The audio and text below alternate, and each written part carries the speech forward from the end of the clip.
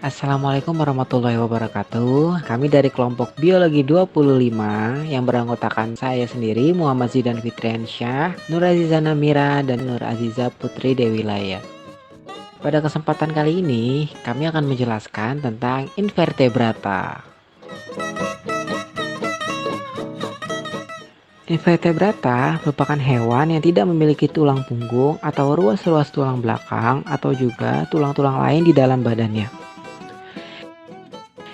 Hewan invertebrata dapat dibedakan menjadi 8 filum. Yang pertama, Annelida atau cacing bersegmen, Nemathelminthes atau cacing gilik, Platyhelminthes atau cacing pipih, Porifera atau hewan berpori, Arthropoda atau hewan berbuku-buku, Echinodermata atau hewan berduri, Cnidaria yaitu hewan berongga atau hewan bertentakel, lalu yang terakhir ada Mollusca atau hewan bertubuh lunak. Pada kesempatan kali ini, saya akan menjelaskan salah satu dari filum invertebrata yaitu filum Arthropoda. Istilah arthropoda dalam bahasa Latin yaitu artha berarti ruas, buku, segmen, dan podos yang berarti kaki. Hewan arthropoda dapat diartikan sebagai hewan yang mempunyai ciri kaki beruas, berbuku, dan bersegmen. Segmen tersebut juga terdapat pada tubuhnya. Selanjutnya ada ciri-ciri dari filum arthropoda. Yang pertama yaitu tubuh beruas-ruas. Tubuh hewan arthropoda beruas-ruas karena terdapat 3 bagian, yaitu kepala atau caput, dada atau toraks, dan badan belakang atau perut atau juga disebut abdomen. Pada bagian kepala dan dada hewan arthropoda menyatu. Ciri-ciri yang kedua yaitu tipe pemakan herbivora atau karnivora. Berdasarkan tipe pemakannya, hewan arthropoda memiliki tipe herbivora dan karnivora. Tipe herbivora adalah hewan yang memakan tumbuh-tumbuhan, sedangkan karnivora adalah hewan yang dapat mempertahankan hidupnya dengan memakan daging. Ciri-ciri yang ketiga yaitu sistem organ tubuh sudah lengkap. Sistem organ tubuh dalam hewan arthropoda sudah lengkap. Hal ini berarti sudah memiliki sistem pencernaan, sistem pernapasan, sistem peredaran darah, sistem ekskresi atau pengeluaran, sistem saraf, dan sistem reproduksi. Ciri-ciri yang keempat yaitu struktur tubuh termasuk simetri bilateral. Berdasarkan pembagian bentuk tubuh, hewan invertebrata terdiri dari 2 jenis, yaitu simetri radial dan simetri bilateral. Simetri bilateral adalah kondisi hewan yang apabila tubuhnya dibagi menjadi bagian yang sama, bagian sisi kanan dan kiri akan terbagi sama.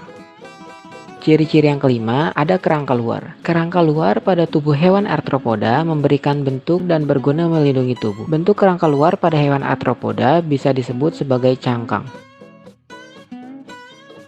Ciri-ciri yang keenam yaitu sistem peredaran darah terbuka. Pada hewan arthropoda, sistem peredaran darah terbuka. Ini berarti darah yang mengalir ke seluruh tubuh hewan ini tidak melalui pembuluh kapiler darah. Adapun darah pada hewan arthropoda berwarna biru. Warna biru pada darah hewan arthropoda dipengaruhi pigmen respirasi hemosianin.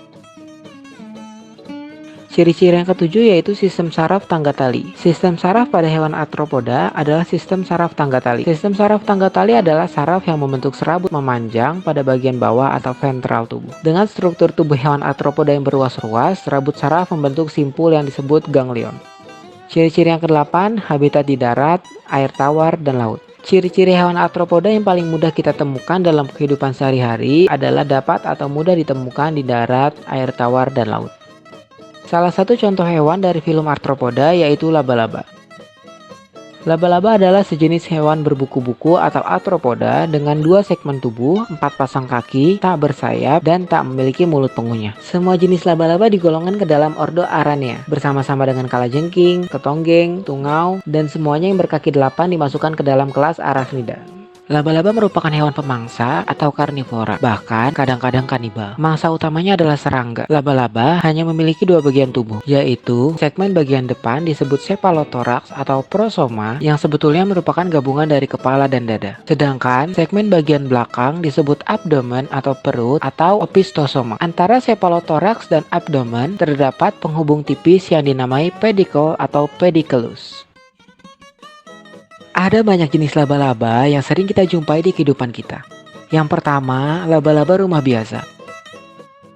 Laba-laba rumah biasa memiliki karakteristik warna coklat kekuningan dengan warna putih yang terkesan kotor di perutnya dan beberapa garis hitam. Yang kedua, laba-laba petapa coklat. Laba-laba petapa coklat memiliki karakteristik warna coklat dengan tanda berbentuk biola di atas kepala dan punggungnya. Laba-laba petapa coklat termasuk jenis laba-laba rumahan yang berbahaya karena gigitannya dapat menyebabkan luka nekrosis sehingga dapat membunuh sel-sel dan jaringan di sekitarnya. Yang ketiga ada laba-laba pelompat. Ada satu karakteristik khas dari jenis laba-laba rumahan di Indonesia ini, yakni dua matanya yang besar di tengah dan dua mata yang lebih kecil di sisinya. Laba-laba pelompat bisa ditemukan di mana saja dalam rumah. Laba-laba yang aktif di siang hari ini memiliki gigitan yang tidak berbahaya dan tidak mengganggu manusia. Yang keempat, ada laba-laba penuai. Laba-laba penuai sebenarnya bukan termasuk jenis laba-laba. Laba-laba rumah ini memiliki ciri khas berupa 8 kakinya yang panjang. Laba-laba penuai tidak termasuk dalam jenis laba-laba rumahan yang berbahaya. Mereka tidak berbisa dan umumnya tidak mengganggu manusia yang ada di sekitarnya. Kelima ada laba-laba serigala. Laba-laba serigala seringkali disalahartikan sebagai tarantula. Meski wujudnya yang menyeramkan, laba-laba rumah ini tidak berbisa dan tidak berbahaya bagi manusia. Ada lebih dari 200 spesies laba-laba serigala. Yang paling besar dapat berukuran sekitar 3,8 cm. Laba-laba rumah ini juga berambut dan memiliki warna abu-abu, hitam atau coklat. Yang keenam ada laba-laba penenun. Laba-laba penenun memiliki karakteristik perut yang halus dan berduri. Laba-laba rumahan ini umumnya berwarna abu-abu atau coklat. Meski bisa menggigit, laba-laba penenun bukanlah jenis laba-laba rumahan yang berbahaya. Yang ketujuh ada laba-laba rumput. Laba-laba rumput adalah laba-laba rumah kecil berwarna coklat. Laba-laba rumput agak mirip dengan laba-laba petapa coklat, tapi yang membedakan adalah pemintalnya yang panjang. Walaupun bisa menggigit, laba-laba rumput umumnya tidak berbahaya. Yang kedelapan ada laba-laba janda hitam. Laba-laba janda hitam atau black widow memiliki ciri khas berwarna hitam bersinar dan tanda merah berbentuk jam pasir di bawah perutnya. Laba-laba janda hitam termasuk laba-laba rumahan yang berbahaya karena gigitannya bisa menyebabkan rasa yang sangat sakit, kaku otot, mual, hingga muntah dalam beberapa jam setelahnya.